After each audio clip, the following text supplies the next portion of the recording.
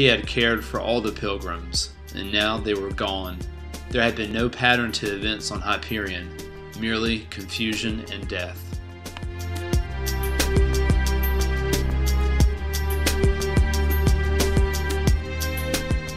And welcome back to the Reign of Books podcast. This is episode number 12, the reader's entry into great narratives where the written page reigns supreme. I'm John Keel, joining you from the War Room. My co-host is Josh Preston, not joining you from the Hyrule Cube. Josh is abroad. He's joining you from the Bridge of the Enterprise, and you can tell by the glowing lights behind him and maybe some lens flares eventually, so keep your eyes peeled. And we are excited to be back again today for Hyperion. Fall of Hyperion, part number 2. This one's a little bit shorter today, but Josh, first, today's podcast is brought to you by City of Poets Publishing and their new book series, The Adventures of Young Fetmund Cassad. Join a teenage Cassad as he travels across Hyperion, beating the bad guys and discovering secrets, along with his trusty sidekick, Lil Shrike. See the Tree of Thorns sapling wielded as a handheld weapon. Be on the lookout for other classic characters like adult Rachel Weintraub and not quite as ancient Martin Silenus. Coupons for each book in the series can be found in specially marked boxes of Shrikeberries, the tasty treat for kids. Pick yours up today. And Josh, we're very excited to have City of Poets Publishing as a sponsor. Look, for all the listeners and viewers, we had to give up on Force. We've cut them as a sponsor. We try not to recommend products that don't work so well, and we discovered that Colonel Cassad didn't really care for that one so much, and we don't want to recommend that one to you anymore. Josh, how you doing today? I was on Travelocity, and I actually booked a vacation to the City of Poets. I've heard they've got a lot of tourist attractions, like the spot where Martin got impaled, or the bit sad King Billy got impaled and Martin got dragged off, and then all the other high spots where people got picked off. That was a fun part. City of Dead Poets. That's the new name for it. But welcome to episode 12. Thanks for giving the shout out to the Enterprise Bridge. This thing has a couple of light sources coming through. I might look like I have a what do you call it? Class. I don't know what class sun in my face, but you got the white stars in the background. But John, today, before we get started, you've heard with the intro quote that things aren't looking so good for the Pilgrims, but we will get to that. We're going to start with the news. First up in the news, the Hugo Awards were announced last Saturday when we did our broadcast for last week. The Hugo Awards have been around since the 1950s, one of the most prestigious sci-fi award for fiction, for literary fiction, or the written word. And there are some nominees that I found very interesting. Best book. Best books, we haven't read any of them, but we can probably, I say we actually, since this is a Hugo Award-winning novel that we're reading right now with Hyperion was a Hugo Award-winning novel. Fall of Hyperion was nominated. But I say that we actually maybe give it a shot, these Hugo Award winners. But the nominees this year, and the winner will be announced in August. The nominee for Best Novel, Ancillary Justice by Anne Leckie, Neptune's Brood by Charles Stross, Parasite by Mira Grant, Warbound Book 3 by the Grimoire Chronicles by Larry Correia, and The Wheel of Time by Robert Jordan and Brandon Sanderson. The Wheel of Time, the whole, 12-book series was nominated, so I thought that was pretty exciting. And cross my fingers for the Wheel of Time series myself. There's no less than 20 categories for the Hugo Awards, and they actually have a podcast series. It's Best Fan Cast. So there's a number of sci-fi podcasts that we will be checking out and see watching closely which one of those wins the award. So in August, we will talk more in depth about the Hugo Awards. Next up on the news, we have Amazon reveals the 100 books to read in a lifetime. Well, actually, the 100 thrillers to read in a lifetime. This is made up of spy thrillers, police procedurals, and other things that come in under the genre. And they also have the 100 books to read in a lifetime. So Amazon's editorial team is putting together books for you. They're curating. I love curating the list. Amazon will see if they get a kickback from any of these publishers. I'm a little cynical that way, but there's some good lists hoping for 100 best sci-fi books and fantasy books to read coming up next. That's my wish. And the last story in the news comes from The Guardian. This was written by Juliet McKenna. The article was the genre debate, and basically trying to draw a little bit of a line between science fiction versus literary fiction. And it's a very long article, but the gist of it is McKenna seems to think that she makes an argument that that this genre fiction is different from literary fiction. And in the article, she discusses the fact that a lot of your literary fiction people, or the people that study literature, snub their nose at science fiction and fantasy, but that these types of books can be just as literary as a lot of other stuff that's been written that is considered literature. And I've stated before that, well, we may not have talked specifically about this, but I absolutely agree that science fiction can be literature, just like fantasy can. What we're reading right now should definitely be considered literature of some sort because of all the stuff it covers, how deeply it makes you think, just like any other type of literature would. Now, the difference here is that with science fiction and fantasy, stuff is made up, okay? Literature, fictional literature, or stuff that's written in present day is going to be grounded in the rules and things that we know now. And so there's a bit of a difference, and I can see why people might snub their nose, but I also wanted to say that I don't think there's an argument there for every bit of science fiction, okay? A Forgotten Realms story or a novel about the game Diablo will not compare to something like Hyperion, where you can tell this author probably spent the majority of his life, well, not the majority of his life, but years and years of his life writing this series. So let's draw another line between, you know, what science fiction or fantasy literature could be versus just novels that are written that are enjoyable to read. So literature is still literature, but I would absolutely agree that there are differences there. Your readers can be more engaged in science fiction, and she makes an argument that you have to pay attention more to what's being read because you don't know all the rules in this universe that's been made up. You have to pay attention to all the details, and there's a lot of value there.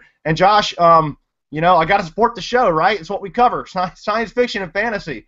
But, you know, we're trying to pick good stuff that people really care about. What do you think? Yeah, John, you're right. Science fiction can make us face issues that are really hard that we don't want to deal with in real life.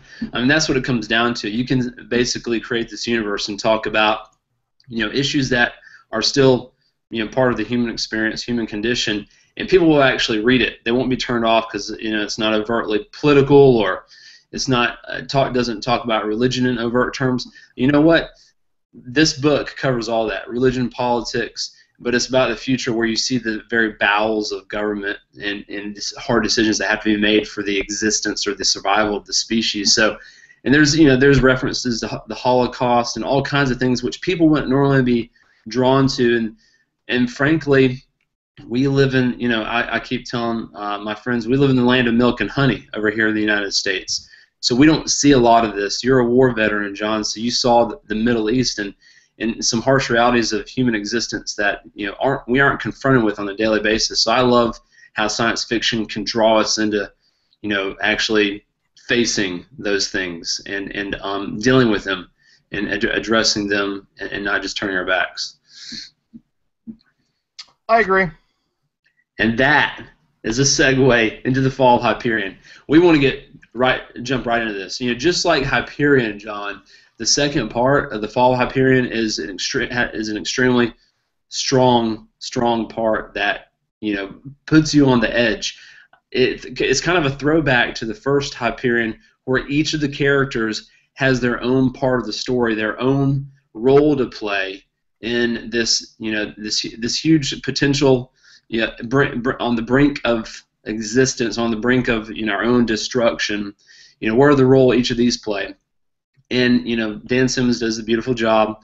You know, fanboy shout out to Dan, because they are constrained in this little valley, the Time Tombs Valley, yet each of them has to go to different parts and do different things to survive within these next 4 days, and it makes sense how each of them slowly, one by one, spoiler alert, each of them slowly gets picked off.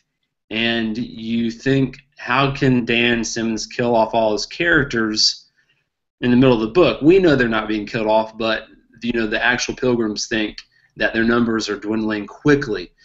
So it's a great part of the book. But let's jump right in and actually talk about the huge cliffhanger where we left off last time. Kassad basically did his Rambo number on the crystal monolith, and he nearly destroyed one of the tombs by going after Moneta, his in the future lover. So, did he die or did he not die? And we wake up in the aftermath of the destruction, and Braun Lamia is basically going out and seeing the destruction with a console, and they hear this huge scream, and Martin Salinas freaks out, and lo and behold, we have Lenar Hoyt, the priest that had died. He has been resurrected by the cruciform, and it's their big spirit. It did not take 3 days, and it's not Lenar Hoyt who was resurrected. It was an awesome character. Who was it? Father Duray! Dun, dun, dun. It was Paul Duray, and I loved him. I mean, really, the Hyperion, the story of this saga starts with him, his chronicles, and you get to actually see him. You're like, holy cow! So for me, I kind of geeked out, and that was really awesome. So isn't he a much better character than Hoyt? I mean, I liked Hoyt, okay, but Father Duray is actually interesting. Hoyt just seemed like a victim. Hoyt was just a victim the whole time, and he was in all this pain all the time. And Duray, now we got Duray, yes, someone I really want to hear speak and things like that. But hey, I got to mention something. First of all, you mentioned it didn't take 3 days, and it didn't. And also, he was intelligible when he awoke, right? He was intelligible. He was intelligent. He wasn't like a Bakura, just a mindless zombie, right? Well, yeah. But we didn't know what to expect when he came back. And the most important point is that he's not in pain. Have you noticed that? He's not near the Bakura, but that parasite is not causing him excruciating pain anymore. But those parasites are still on him. And I don't know what to make of that. I don't know if that's a plot hole or if that is by design. Maybe because he's near the Shrike. I was expecting him to be doubled over in pain, just like Hoyt. I can't believe you don't give Hoyt any slack. The guy's been living for years. He's like a shadow of his former self, man. No pity on the man. So we get this big revelation. It's like, yay, we get our pilgrim back. And then we jump right into Kassad. Kassad, he basically 12 hours earlier. I love, time comes back in the Fall of Hyperion. Time was this huge mess with you mechanic in the first Hyperion. So we get these flashbacks, jump forward. So it's not so much, it's just a plot mechanism. It's not part of the fabric like time was in the original Hyperion. This is just more plot points. So we're going to be jumping around a lot here. So Kassad, 12 hours earlier, climbs the staircase. He sees Moneta at the top, and he's still in a bloodlust, out for vengeance. He goes to the top. He realizes she doesn't know who he is. So we are actually getting messed with time again. It's like, holy cow. He hates her. She's confused as to why he hates her. He goes through all these emotions within, a soldier's 30 seconds. He assesses the situation as a soldier. And then you think maybe there's a chance they can get back together, and then click. He tries to blow her head off when she lowers her force field. They have the really slick, cool, Quicksilver suits, and that are which were way better than Kassad's stuff. Obviously, that was something from the future. Oh, and wait a minute, Josh. Cliche moment. Your weapons will not work here. Oh, okay. How convenient. Yeah. Yeah, for real. Oh, they'll work right outside. Oh, yeah, I know. But he does. Why? Really, he tries to take her head off, and he says, he basically, it makes this decision to kill the woman he loves, to end any happiness he might have, even in these last hours of his life. He's not faltering at all, which I love. Kassad is going to face the jaws of death, and I just it is an archetype. He is the hero. I hope he turns out to be a hero, but at this point he barrels toward her, and they actually fall off throughout the whole book, John, I'm still converting meters to feet because they talk everything in meters. They fall at least 90 feet, I think, and I'm like, holy cow! How many meters did they say? Maybe 30 meters, which is okay, yeah. 90 feet. I know, really, I forgot. They talk about measurements throughout this book. I can't remember how much of the crystal monolith is even left after Kasad took out the top third of it. So he's going at her, and he's basically he's not gonna even give her a chance to talk because he tries to take her head off again in hand-to-hand combat. She's great hand-to-hand combat scene. Great hand-to-hand. Those are some cool. He had some gauntlets on, right? It's like some power gauntlets. That's pretty awesome stuff. And the book described how he had taken the head off of other opponents because he punched so fast that it just took their head straight off. Yeah. And it made me hurt because I saw this coming. He landed the punch squarely, but it wrenched his whole arm. It almost dislocated his shoulder, and it stopped because this Quicksilver suit just can't be scratched. But then she basically tries to force him to do what she wants, and it's this agonizing, helpless experience for him. But then we get to the crux of this. We find out that she is the strike's keeper. She came back with him to ensure that he was not released early. She's his companion and keeper. So there's all these nice little clues dropped, and you're sitting here at the edge of your seat waiting for the revelation. You were just waiting this whole time about the enigma, the enigma that is Hyperion, the enigma that is Shriken. She kind of helps you understand that the Shrike has predicted a warrior will come, and I was testing you earlier. I wasn't trying to kill you. So there, he's still wary of her, but you get these little clues dropped, but you don't get what she means by keeper. You don't get why she calls him the Lord of Pain. You're just totally like, what is the relationship here? She talks about she used to be a victim, and then she was chosen to come back with him, and I'm like, wow. I mean, this is a really cool mind trip, and no big explanations. And then she says, "Come with me," and the Shrike appears, and he's like, holy cow! He gets his Quicksilver suit. He's ready to fight. Yeah, see, the Shrike had one of those suits too, and that answered a lot of questions for me. It was how was that thing indestructible, right? Because he's got the same crazy Quicksilver suit, and then Kasad's over there going, yeah, I know you weren't trying to kill me, but gosh, you were killing me. It was a nasty fight. But hey, didn't Moneta say something about her being a victim as well, right? Because she was plucked from the future. It sounded like she had been a victim of the Shrike or something like that, and then she finally understood that the Shrike had to be, right? And then she was selected to be the keeper. But there was some kind of history there in the future, if that makes sense. They don't explain it. I'm telling you, again, the author of this book keeps reinforcing themes. He keeps reinforcing what has to be a giant, like maybe Sixth Sense revelation. I'm referencing the M. Night Shyamalan movie, which I won't spoil the ending, but there's this huge, like, holy cow moment. So Dan Simmons is building up to, basically in the Hyperion Cantos, you have the Olympians, you have the Titans that fell, and you have this basically third usurper, this third factor in the equation, and basically the Shrike has got to be explained. It's got to be a good explanation, but we just don't know at this point. Well, she said it was forged, right? So it sounds like something or somebody built it, right? Yeah.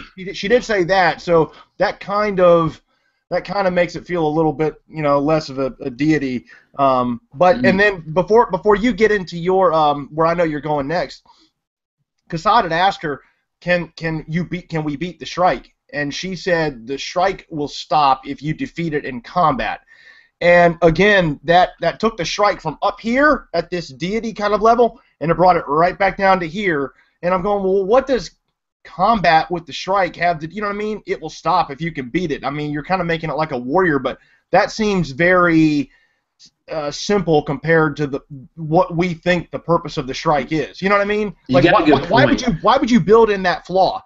Well, you can stop the Shrike. You know what I mean? It is that port on the Death Star that you have to shoot the little torpedoes down. You know what I mean? To blow up the whole thing, but it's impervious otherwise. It's like, is this some kind of flaw? Like, why did you build that in? Why would you why wouldn't you make it just unbeatable? Anyway. Yeah, no, he's making it so incredibly mysterious. You can't peg down.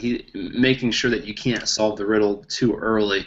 But the thorn of trees and the fact that all the humans on there through eons and ages are still on the tree in agonizing pain, still alive when they shouldn't be alive, and the fact we don't want to jump ahead, but basically there are things that show you maybe the deity, the Shrike being a deity.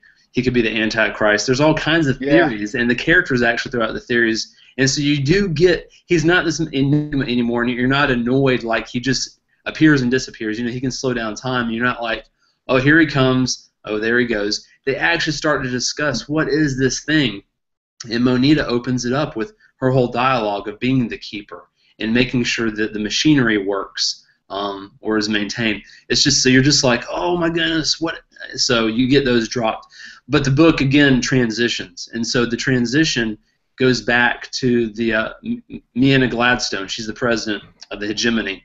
And she basically, she's on the brink of a big decision. I think they made the decision to send 2/3 of the fleet to Hyperion to wipe out the Ousters in one decisive strike. You know, it's putting all your eggs in one basket. It was basically a big decision. Now she's waiting. She's hoping she made the right decision.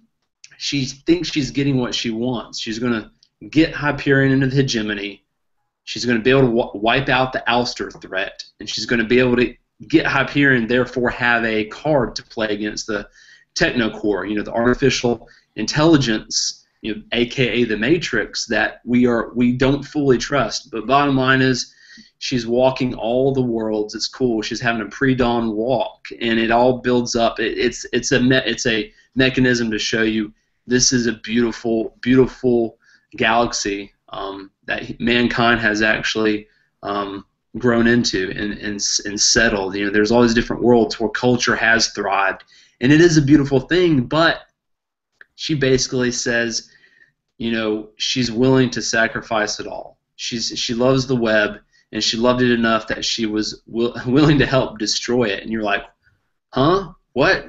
Yeah, exactly. So, another dun dun dun. It is. It's a huge thing. She talks about how she orchestrated the consul's betrayal. She knew he would turn traitor and become infamous in the annals of history, but she was implicating herself to much larger crime, because I think, and this is the thing that's really scary, Dan Simmons doesn't come out and say it, but she's willing to sacrifice and selectively decide who lives and dies. She's willing to, you know, basically let all the people in Hyperion die in a war, and she's willing to maybe let, you know, other people be collateral damage. You kind of get the sense that she wants limited warfare. You know, we talked about that whole principle of the military in the future having limited warfare. She's willing to do selective cleansing of the human race, I think, and it's kind of scary. I might be looking too far. I might be misinterpreting her intentions, but it's reinforced because at the very end of her walk, she's on the moon,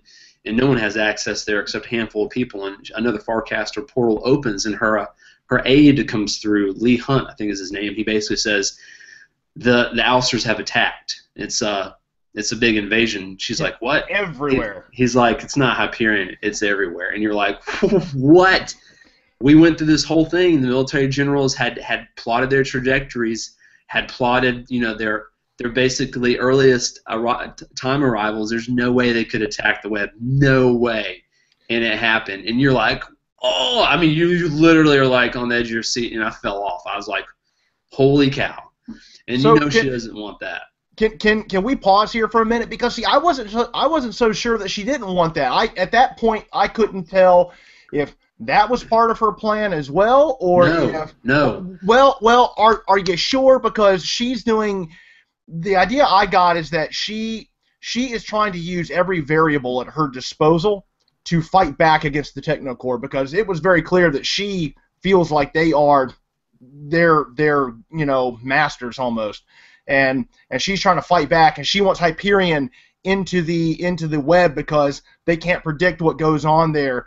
And you know, she knew the console was colluding with the Ouster, so in a way she's in there too. But I thought maybe she was more surprised that they attacked when they did versus the fact that she knew they were going to attack the web. No, I thought maybe she was, because she's trying to destroy the web, not humanity. She will bring down the web to preserve humanity.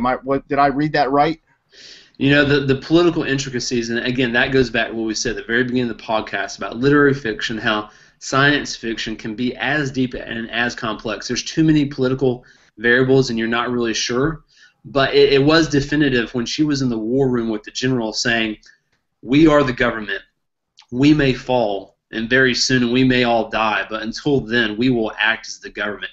No, she does not want civilization to fall, and she doesn't want the web worlds to fall. She does want to basically fight the Technocore. She didn't think the ousters were that big of a threat.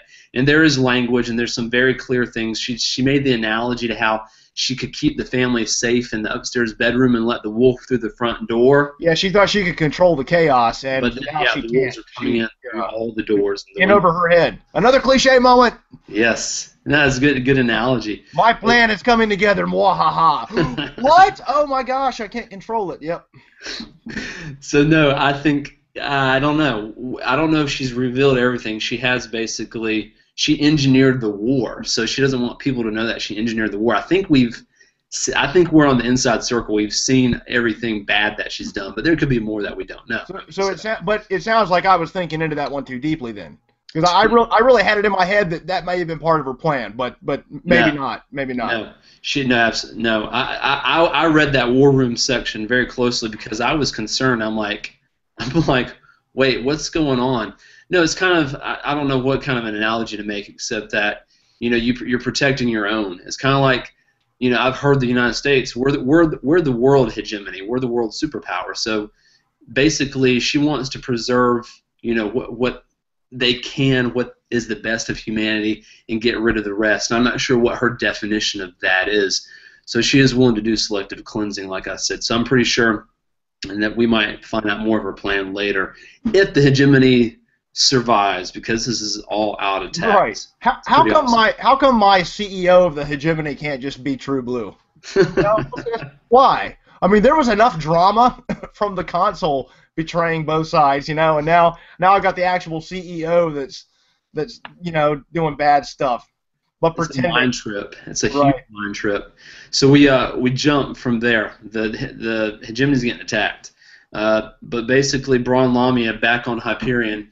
Her and Martin Salinas, they make a trek to get more supplies, and it's funny because, you know, this is a big mix match. They hated each other all the way on the pilgrimage, you know, a lot of contempt, but it's great because they were at first thinking they were going to die immediately. Now they're adjusting to these last few days on a Hyperion and trying to basically survive, and so it's kind of touching that they.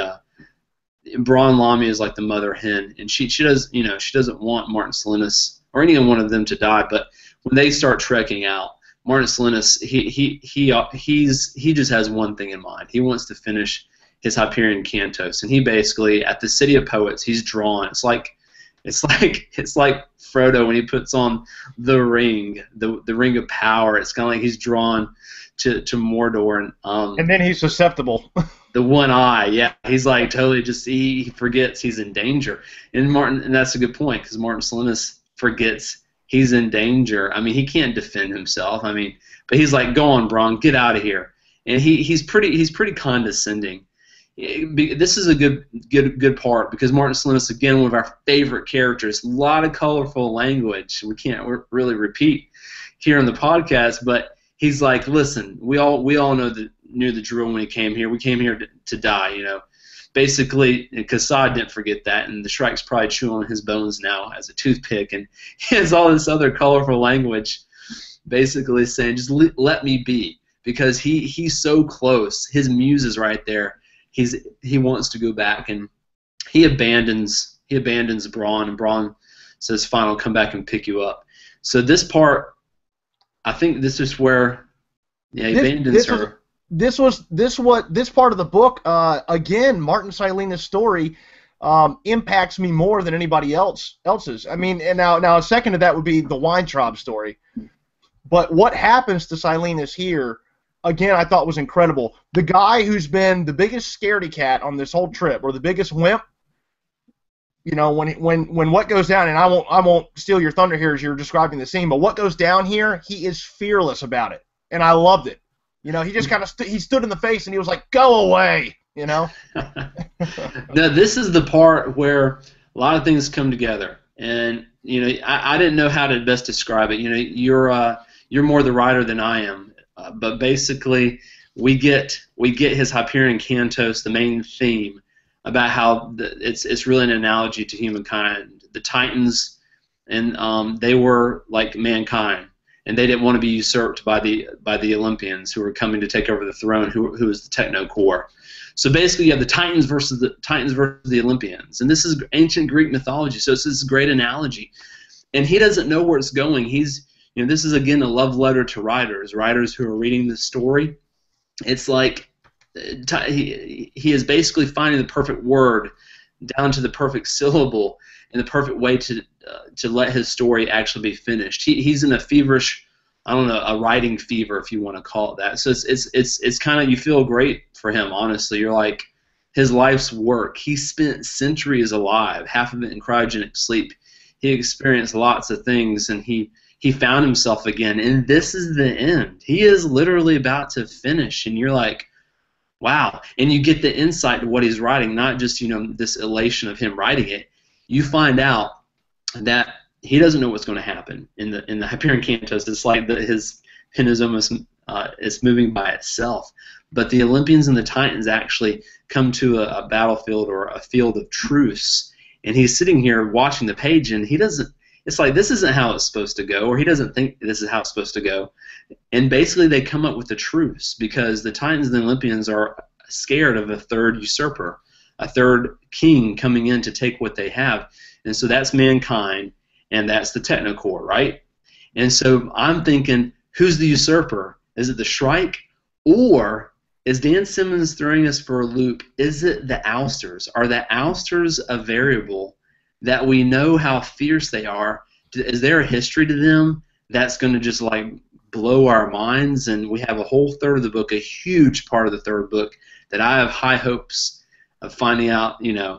I think my guess right here, right now, is that Ousters are going to be the usurpers, and they're going to basically factor in. I don't want to go conspiracy, but Martin Solinus and his Hyperion Cantos gave me a big clue as to, holy cow, we have the Techno Corps and humanity maybe working together to defend itself against something.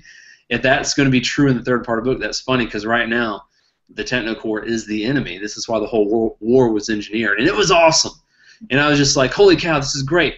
Okay, finish up. The Ousters could absolutely be that third party, because if you remember from the first book, when the Consul was hanging out with him for quite a bit of time, they mentioned that the Ousters have actually taken a step forward in evolution where humanity has stayed stagnant, right? Like they physically have evolved. They have built these beautiful cities in outer space. Like they've actually learned to live in space on not nearly as much as humanity has. And the technology that they have, their evolution and technological development has gone far beyond humanity. Not necessarily the Techno Corps. They don't have Farcasters, but right. They have this stuff. And that's why in the back of your head you got to keep wondering if the Shrike was an Ouster invention or something like that. But yeah, absolutely, exactly. They are a Titan. The book hasn't given us enough attention on them for us to actually know exactly what. But it's hinted. The story's hinted that they have way more than humanity has, or they know more. They're not a bunch of dummies. They are not at all. And so you get this inside look at maybe to the whole battle scene or the whole setup of the war and all the players through the Hyperion Cantos, which again, lovely mechanic, just a great way to actually get you to thinking again, drop more clues to say, okay, it's all coming down together. And then you can go ahead and steal my thunder, John. So he's about to finish, and he becomes famous again, right? He finishes, he gets off world, he goes on a press tour, everything ends happily, right? Yeah, I must have fallen asleep during that chapter of the book. But no, he's right there at the end. He's right there at the end, and the Shrike appears. And the Shrike actually communicates with him. And the Shrike's never directly communicated with anyone. And he doesn't speak, and it's not really telepathy, right? The whole sci-fi telepathy thing, but he is speaking to him, and Silena starts writing things on the page, and it's basically words that he knows are not coming from him, like, "It's time, Martin," things freaky. like that. That was freaky, and he's going, "Go away," and he's cussing this thing out, and that's why I was saying earlier, he's so fearless in the face of this Shrike. He's just that grumpy, and that he just wants to finish his work so badly, and he's just, "Go away. Don't kill me right now. I have to finish this." And even when the Shrike finally grabs him and takes him, to the Tree of Thorns, the whole time all he's upset about is, "I can't finish my work." Right. He's not even thinking about the severe pain he's in, the fact he will be in agony the rest of his life for millennia. He just wants to finish his work. It was really kind of an emotional part in the book, and I just thought, wow, what a tough guy. That's why I love this character. He's unlike any other character in the whole book. You know what? I forgot about that. He said above everything, all his regrets or all what was happening to him, he was being impaled. But you're right. He essentially said he couldn't. It almost drove him insane. He was right there at the end. I mean, it was poetic. You could see it coming. It was predestined, preordained, whatever you want to call it. And Fedman Kassad, he wouldn't tell the folks when he saw the tree years ago when he fought the Shrike or fought Moneta or barely escaped. He saw one of them impaled on the tree, and it was Martin Salinas. He knew he was going to die, but he wouldn't reveal that to them. So this is everything, coming to a head at the end, maybe the end of Martin's story arc, and it's right. It's very emotional, very bittersweet, and for all of who he is, what he is, you can really relate to him, and he finishing or being that dedicated to his life's work and kind of not being in control of it at the end. It was pretty intense. So bon voyage, Martin. We hope to see you again. Really. You're the first one to really get impaled, so it's not looking good, but we hope to see you again. Not to make light of it. Knowing Dan Simmons, I'm probably going to see Father Hoyt before I see Martin Silenus again. Gosh. So Bronn, she basically gets her supplies. She goes up to the keep. On the way back from Kronos Keep, there's a landslide, and she's she's a quick study. She basically barely escapes death from being crushed in the avalanche. She hikes it all the way back with all these supplies. The woman is strong, to say the least. I mean, I'd be afraid to fight her because she would squash me in the first 30 seconds. But she essentially has saved everybody for the few more days. And when she gets back, she's hanging out at the Sphinx. No one's there. We find out later that there was a time tide storm, and that was pretty awesome. Why didn't anybody come to her rescue or help her? Because the Shrike appears, and she basically she basically looks at it. I love this quote. We have to censor the quote, but she says, "I didn't come here to die, you son of a gun." And she basically goes all out. She goes Dirty Harry on him with her old school slug thrower. She never learns. But I love it, man. She is fearless in her own way, like Martin. She just like him. She doesn't flinch. She does adrenaline, but she realizes, she's not scared. She goes at him, and then he disappears after she lands 12 shots in his chest. This Magnum, this is Dirty Harry stuff and nothing. And so she's sitting down on the rock, and then he appears right next. He appears, and it's like, holy cow, slow motion, and she's gonna go point blank on his head, right? But yeah, he freezes time on her, and he basically gets his finger blades and he impales her in the back of the skull. But the way Dan describes it, she's not dead, and we know there's the word. What's the word on the back of her head, Johnny? What is that thing? The Shrone Loop. Thank you, Shrone Loop. Techno jargon. I feel like I should have said that a little better. The Shrone Loop. You're good for techno jargon, my friend. Basically, there's a little time. It's a weird name. I couldn't forget it. Hey, but this part right here, this part right here made me start to wonder. Again, I have speculated so much in this series, and it's been a lot of fun for me. So you can only put stock in about half of what I say, because half of what I'm guessing at may be wrong. 1/4. But thanks, Josh. So So she ends up, and it's okay, probably okay to jump ahead here, but she ends up being hooked by that Shrone loop, right? When the rest of the pilgrims finally get to her, she is connected to some cable, right? Her head is connected to a cable that's going into the Sphinx. And then you end up finding out that it's tapped into that Shrone loop. So we know, one, Keats is still important in some way, right? Otherwise, why would you tap into that Shrone loop? And two, that's all Technocore stuff. And how did the Shrike or whatever did this, right? Could it have been Moneta? Maybe. Was it the Shrike? Maybe. But that's Technocore technology. That's Technocore stuff. How do those things know about that, right? The Shrike and Moneta. How do they know about that? So again, I'm back to square one. Who built this Shrike? Gosh, Dan Simmons. Seriously, how would they know about that? Why would they be able to hook into her like that? Yeah, there's a lot going on here, man. And so I sat down and buckled down and just try to find out what's going to happen to the Pilgrims. Enjoy the story because, yeah, you wrap your head around it, you'll go crazy. Nope, I can't do that, Josh. Can't just sit back and enjoy it. So there goes Braun. Bye-bye, Braun. We loved you, and seriously, hope we see you again. And we do know, we kind of find out she's going on a different type of journey, we find out. We do get some closure here. We'll talk about that in a second. But Kassad basically goes to the future, back to the future. We're time jumping here. He sees a couple of days in the future where the Ousters do ground warfare in Hyperion, and he's thinking, I could stop this now because he has his Quicksilver suit on. He decides not to. That's when he finds out he can defeat the Shrike in hand-to-hand combat. We didn't talk about it earlier, but basically Moneta says millions have tried and they have failed.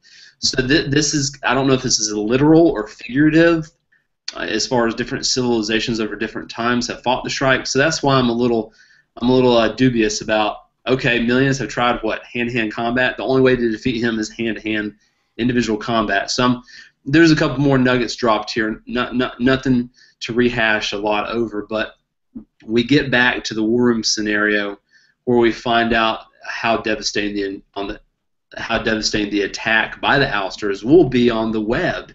They basically, I love it. This is a section with a lot of military kind of strategy. You find out that we were duped. We, the hegemony, and I identify being with the world superpower, but the hegemony was duped because the Hawking Drive wakes that we had used as our intelligence to show trajectories and timetables for any type of ouster movement. The Hawking Drives were decoys, and they dropped them decades ago, and now they were within reaching distance of the whole web, and it was going to burn. If Bregia, where they attacked and decimated decades earlier, was any indication, the web is going to burn. We know how good they are at essentially enslaving mankind and destroying what they don't have any use for.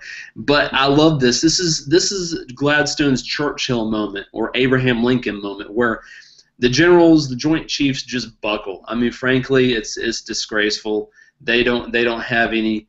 They're thinking, maybe how do we preserve ourselves? This was the scary thing. Also, the whole selective cleansing. People were saying we can use whatever force troops are left for a rear guard action to defend against the initial invasion, to get a selective few, kind of, what is it? Basically, the important, intelligent, and beautiful people. Yeah, important, intelligent, and beautiful people, and let the rest of them die because there is no other alternative. So they're not being callous, and this isn't kind of like Nazi Germany, but they are saying we can only save a few. Let's think of ourselves first, and it's gut wrenching. You're like, oh, son of a gun, but you do have the moral consciousness in that group. Some of the senators are saying, no, I will forecast home, and I will tell my people, and I will meet my fate with them. So there's a lot of good parts to show the different sides of humanity, and again, how we react as people. It gets kind of deep here. And so there's all this conversation, and basically Gladstone says, we will have to do a declaration of war. And Johnny, this is where I understood she does want to preserve the web. She said, we don't need dissension, we don't need factions, we don't need people bargaining with the ousters and everybody doing their own thing and things just falling in anarchy. We need a declaration of war, and no one will there will be no dissension, or they will face me, and people will not like the alternative of what I will do if you defy me in this hour where we need to stand together.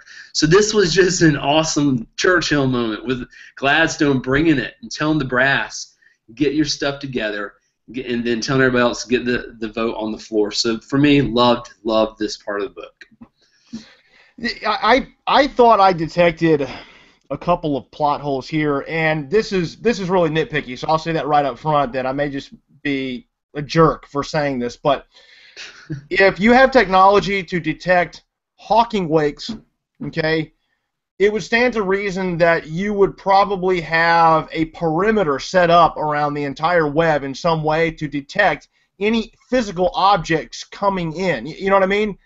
Farcaster, Johnny. One word. Farcaster. Well, ousters don't have farcasters. Oh, yeah, never mind. But they slowly floated through space over the decades. Now, it really doesn't make sense to me they wouldn't have picked up a mass of ships coming towards certain planets of the web. That I think Dan Simmons failed to think that one out all the way. It's a great strategy on the ousters' part, and I was like, oh, wow, they tricked him. And then I said, they should have caught that. They should have caught a hint of something. It shouldn't have been total and complete surprise. And the second piece of this is that I want to say in this part of the book some things about Maynard Gladstone started coming together better for me. And one of those is, do you realize she was in power for years and years and years, and her plan that was played out with the consul only worked out because she was in power for years and years and years. So, you know, I wish we could have a little more explanation on how she managed to stay in power, because that doesn't seem typical, at least in today's terms. And I know this is way into the future, but it seems like with that many planets, each one of them is going to be vying for their leader to be in charge, and there should have been more political turmoil over who's in charge. So it was kind of convenient that she's managed to stay in power. And at this point in the book, I was kind of thinking that part of her plan was to have some of the web invaded. And of course, you've kind of corrected my course on that one. But a couple of convenient holes there. No, so. Dan Simmons though, he basically it's tongue in cheek. He brought this up earlier. There's a literary mechanism called, Deus Ex Machina, where it's basically a convenient plot device where you have some technology that can just fix everything, or you can have some person come out and say, "Ha, we can do this." You have the cavalry coming at the last minute. So Dan Simmons is actually, he might want to preempt any people from saying, "Well, what about this, this, and this?" This is not a techno thriller. You have a good point about the ouster invasion. How could they not see it coming? with these sublight hunkers chugging through space, and we're coming to get you. But basically, he did kind of deflect that legitimately by saying we had staging areas for the fleet. So remember, the 2/3 of the fleet, Farcast to Hyperion, it would take at least 10 hours to get them back. But you're right. He kind of didn't, kind of bore us. Frankly, do we want to ruin the kind of, No. But hey, I have to identify the good and the bad. I mean, I'm here to pick this book apart, right? And I'm trying to, along with my enjoyment of the book, I'm trying to learn about writing, and I'm kind of hoping anyone who's listening to this cares about writing, even if you don't ever want to write, or if you do want to write, that it's really hard to write a story this complicated and not have a hole. And if this is one of the only holes in his story, that is incredible, right? But it is still a hole, and I want to identify anything about the writing that's a good learning point. So that's kind of my secondary goal. I'm going to tell you right now, with all the time trips and I mean the mind trips we get, and the time the time issues in this future where the technology is kind of like Farcaster, go, and you can hop from planet to planet. I'm going to give them the benefit of the doubt, but I'm not sure. You might have caught that, and I was like, nah, ousters, they can invade anytime they want to. He may explain it. He's been really thorough so far. I mean, we're only 2/3 of the way through the book at this point. So, I mean, in all fairness. You're right. So at the end of this whole military strategy, this is kind of the think tank for the future of humanity, right in this one room. basically Gladstone has a private meeting with Albedo, or the basically the all thing, the Technocore's liaison, and she, behind closed doors, said, "You have 30 seconds to explain why you betrayed us. You've either been lying to us for the past 5 centuries, or your predictive capabilities are garbage. Why didn't you not see this coming?" she's putting him on the spot. She's like, "Why did you not predict this invasion of the web, of civilization? You get everything else right. What's your problem?" He basically says one word: Hyperion, and she calls his bluff. She basically loses control, which she barely does, and she's like, "Garbage. I'm tired of Hyperion. I'm tired of it explaining everything." And she basically said, depending on the next few days, we might declare all-out war with the Technocore. And as the liaison of the Technocore, I expect you to deliver that message. So it's like, holy cow. And we know that the Technocore runs half of humanity. It's kind of like, in today's terms, it's like our cars and our airplanes and the computers we're talking on right now. It's like we'd go back to the dark ages without our technology, and that's what would happen. All the web would be separated if we declared war and the Technocore stole back the Farcast technology. But Miana Gladstone doesn't flinch at when she, basically Albino is a little condescending and says, "That's like a fish declaring war on water, because you can't fight your own existence." And she said, she basically says her grandfather. She has a colorful euphemism. She said her grandfather put 5 slugs in the family car when it wouldn't start one morning. So she said, "I don't care. If we do go to war against our technology, we'll crush you." And it is a heck of a moment. Again, it's an extension of her Churchill moment. I'm like, this is so awesome. Wasn't it very telling, though, that her trying to drag Hyperion into the web, that whole plan is working, right? It's really throwing the Technocore for a loop, because Albedo says the reason the ousters attacked the web may have been because you were just bent on having a war with the ousters at Hyperion. You know what I mean? And they couldn't predict any of that stuff. And he said we may not have predicted this attack because you did that over there. And that was very telling. That okay, so they've kind of got him. I mean, if she continues, with trying to pull these variables into the web that they can't deal with, they may be victorious in that way. Yeah, it's awesome. I mean, I'm not gonna lie to you. My head got wrapped around, kind of these different high-stakes poker game, these parts of how things are progressing. Things are progressing quickly now, and so on that point, we have transitioning back to where there's a time storm, which is why Braun didn't see her fellow pilgrims at the Sphinx. It drove them out. They had extreme vertigo. This was a horrible time storm. It was really interesting how they were in the middle of it. They survived it.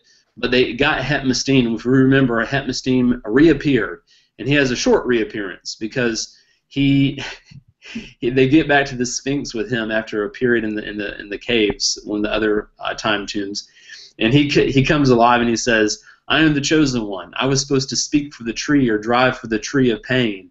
So it's like, oh, that's right, the connection with nature. They have this connection, and he was chosen, or he thought he could use the Urg, his little weapon he brought with him, whatever creature it was. And it's very kind of vague, but he pops up and says, I'm supposed to speak for the Tree of Pain, and the Urg is our weapon against it. Yeah. And then he pretty much dies. Hetmestine, he dies. It's like, whoa, okay, so we get a little tidbits, and we figured out when he got when he mysteriously disappeared in the first place. The Shrike took him, but obviously he didn't die. And then we have the console. They're out of luck. Braun's in a bad shape. She's connected to this tentacle thing. We find out, I'm sorry, we skipped that part. Hello. So Braun Lamia is still there. She's connected to this cord. I think you did mention that. And this cord is attached to the Sphinx. They go into the belly of the Sphinx. They can't disconnect her. And then Rachel, the little baby, Saul's daughter, is only 2 days old. So the console pulls out the handy-dandy flying carpet. He has a centuries-old flying carpet. It's pretty awesome. I hate that flying carpet. I really do. I complained about it before. But the journey he takes with it is awesome. Basically, he says, "Fine, let me go get the ship." But it's a beautiful thing. This may be the end for him. We don't know, but he has a chance to see this beautiful world one more time, and he said that was maybe one good thing going on this trip. But he flies over several thousand miles, over 9,000 meter peaks, however many miles or feet that is. So he's way above the world, gripping onto dear life. They talk about it takes 6 hours to fly over the mountains. So this thing must be terrifying. So I love the description, but he makes the trip to try to bring back the ship and save everyone. That's their last hope. He goes over the sea of grass. He ties himself to the mat. He's he's making sure no serpents come out of the sea of grass and try to eat him. And it takes 17 hours. He sleeps on the mat through the sea of grass, and you're like, hopefully this thing won't fail because it's centuries old. It's an awesome trip. All he had to do was stay awake. But here's the interesting part of his trip. I think he's such a damaged person. We know that he's going to be criminalized, or whatever the word is, in history, because he betrayed the hegemony. He released the time tombs early. He might have seriously set things in motion that he can't control. He was the person. He was the tool to do it. So he's not in a good place. He doesn't care about himself. But the great thing was, when he woke up, he was off course, and he was like, "Oh my goodness, I could have seriously destroyed our last hope if I can't get back on course." And he thinks about Saul. He thinks about Braun. He has some very loving things to say or think about them. He's not living for himself. He's living for them. So this is a picture into who he is. He doesn't care. And then he falls asleep again. No. I know you listen to the audiobook, but I actually took down the chronology here. Yeah, he slept a couple times, but in his moments of thinking of others and thinking he needs to survive for them, not for himself, he doesn't care if he dies. He takes the mat up to like 9,000 feet to get a bearing on the Huli River, because the Huli was the only way he could get back. He didn't have a compass. He didn't have anything else to use, and that was the cool thing. He decided to crank that sucker up to 9,000 feet, whatever, 3,000 meters to the clouds, and he finds the Huli River in the distance, and he's like, "Thank goodness." And so you're hopeful. I mean, Dan Simmons messes with your expectations so much it's not even funny. That this mat survived over the mountains and over the sea of grass, and you're like, okay, he didn't die, he didn't fall and plummet, this thing didn't fail on him. So he's flying over the Huli, and then he's like 10 stories up, about the height, and then the thing decides to fail, and he's like, yeah, I'm going to save them. No! And he falls right into the Huli River. I'm Victory! Like, great. The end. Okay, Josh, I know. I think you're kind of mad at me because I'm busting on this guy, but this is all I pictured. Oh, I care about everybody else so much. And then he gets way off course. Clearly not. All right, I'm being a jerk. Sorry, everyone. The consul, man. The consul is our friend. He's an old guy. He could come to save the day. And Saul thinks he will. He's going to save the day. And he comes back, or Saul thinks he comes back. Basically, here comes the ship. Saul's in a bad place. Father Dure, at the beginning of the podcast, the quote was how Saul basically looked after all the pilgrims and now they're gone. So what's the deal? And this happens in rapid succession. Paul Dure, he goes to take a walk, and he's having his little walk, and then he goes back to the caves and he sees a light, and it's like, go toward the light. It's like, no, don't go toward the light. So it's quick, it's painless, but Paul Dure disappears. We do see some of his thoughts. He's really struggling with, is he going to meet the Antichrist? Is he a whole person? He's really kind of in a bad place, because he was resurrected, and he feels the struggle to kind of figure out simplistic intellectual premises that usually came easy to him. He could feel he was getting, like the Bakura. He was not as smart as he used to be. So you feel a little pain for him here. And, Dan Simmons throws that in before he disappears. Saul goes looking for him. and Saul comes back, and then Braun's gone. So she was connected to the cord. Now she's gone. He's all by himself with Rachel. And then he thinks the consul will come and save him. And he hears a ship in the distance, and he's like, yay! And I'm not sure what movie this is from, but then, boom, the ship's destroyed. And you're like, every movie. Oh, yeah, here comes the ship. Boom! So no ships survive this thing. And it's kind of dejecting for him. He's like, they're all gone. And what do I do? So he feels this powerful force to protect Rachel again. And then he dreams. He dreams the same dream he had for years. And this is kind of an emotional part of the book. We can't glaze over this because it kind of, everybody's gone now. It's just him. We don't know what's happened to everybody else. And this is the point where Rachel, the same dream about sacrificing his child, but Saul screams in the dream his same thesis that the time for sacrifice, time for obedience is over. So he's defying, and he's still an atheist, and he's still defying God. Yeah, he says neither parent nor child.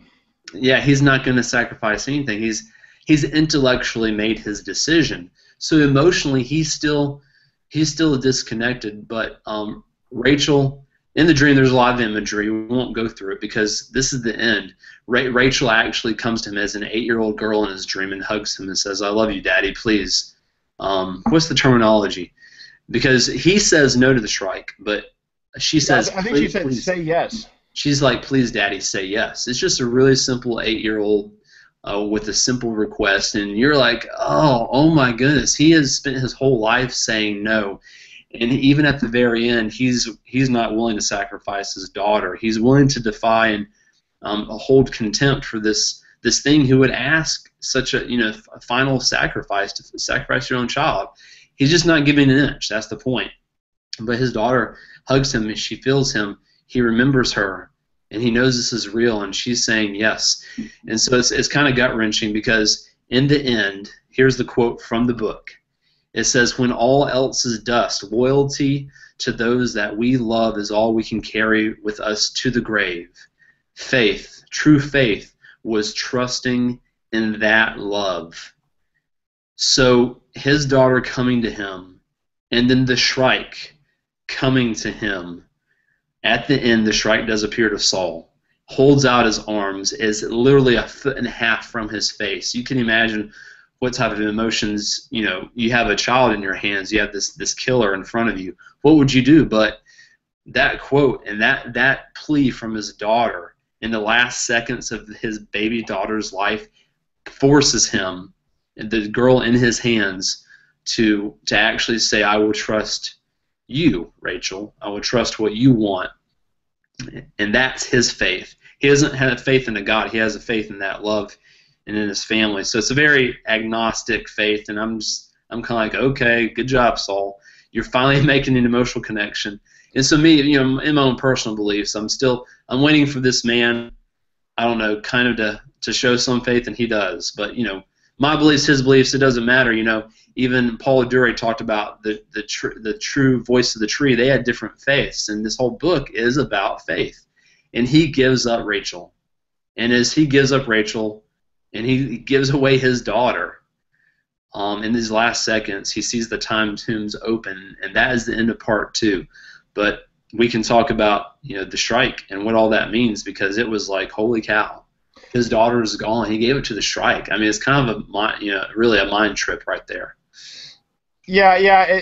And the whole Abraham complex came back again, and it was, wasn't it interesting? I think Dan Simmons was definitely trying to make a comment here, and I may not have it right, and you may have to go back to Dan Simmons to ask him, but the fact that as advanced as humanity is, and all the technology and all this other stuff, and no, the time is past for sacrifice of father or child, and at the end of it, he had to follow suit with biblical history, and he had to sacrifice his child, and that was the only answer at the end, and that was what his child wanted. And I don't know why that made such an emotional scene, but you can connect with that in such a big way, that he fought it, and you hear that all the time. Because I don't know what Dan Simmons is religious or not, but you hear all the time about, that's just historical, that's just old stuff, we're past all that, we've evolved, we've advanced, and here we are 700 years in the future, and he didn't get past it. I don't know why that was just such a big part in the book, and I don't even know where I'm trying to go with this. Just that was an emotional part, and he had to go back to the biblical historical actions in order to save his daughter, because she was minutes old or seconds old when he finally handed her to the Shrike. She was about to die at that point in time. So the sacrifice was the only way to save her. Maybe, just a lot happened there. So the sacrifice, like, you kind of put it in simplistic terms, which it kind of went over my head. His daughter asked for him to say yes, but you're right. He actually conceded finally that of making the sacrifice of his daughter. And I wasn't thinking that he actually, said yes to the Shrike. He really said yes to his daughter. No, you're right. I'm saying the actual act, he still had to do that act, regardless of what his intentions were in his head. Yes. The actual act still had to happen, just like it did in the Bible. But I think you're right about his true motives. He did it for his daughter, not for religion or God or anybody. But you're right, Johnny. I mean, just making that connection. Human history repeats itself, and the lessons of human history. This thread goes deeper. It talks about Paul Duray and his whole life preaching about trying to find the beginnings of Christianity, of keeping the church alive. He was willing to falsify data to kind of tell people, look. He wanted people to turn back to God, so his faith. He was willing to falsify scientific data. That was a whole separate story. That's why they kicked him out. He broke the scientific method. So he wasn't kicked out for blasphemy or betraying his faith. He was kicked out for breaking the scientific method. And that showed how far removed society was from ancient Christian principles. So we have Christianity, the Shrike Church, not conflicting beliefs, but basically new views on humanity that might be removed from what you said is like we haven't gotten past sacrificing and obedience. We haven't gotten past that. And so, I don't know the answer to what analogy or what kind of message that's sending, but it is telling us that, hey, this was inevitable. This had to happen. And I don't know if I saw it coming. I mean, I don't guess I did see it coming. I thought maybe Rachel would wink out of existence, and she would reappear later, but this actually tells us the baby's in the Shrike's hands, and you're like, what does it mean? And where is these threads of Christianity and humanity, and what our beliefs, where will they lead us? It's kind of it in the best sense of science fiction. It's not giving you an answer what's right and wrong. It's making you decide for yourself, and hopefully part 3 will wrap up everything in the actual narrative, but it will still lead to us, our own destiny of, what decisions we make. We must suffer the consequences, and we must, be accountable for our actions. So that's the beauty of the thing. No one gets off the hook easy here. Everyone must face the music.